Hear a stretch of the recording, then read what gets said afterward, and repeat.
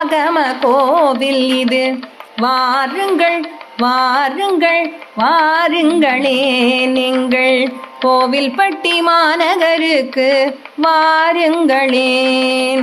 பூவனநாதர் சுவாமி சமேத செண்பகவல்லி அம்மன் கோவில் கும்பாபிஷேகம் காண வாருங்களேன்.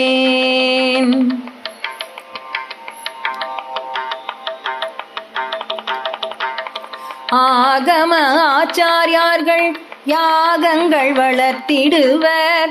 நான்மறை வேதியர்கள் வேதங்கள் ஓதிடுவர். ஆகம ஆச்சாரியார்கள் யாகங்கள் வளர்த்திடுவர். நான்மறை வேதியர்கள் வேதங்கள் ஓதிடுவர்.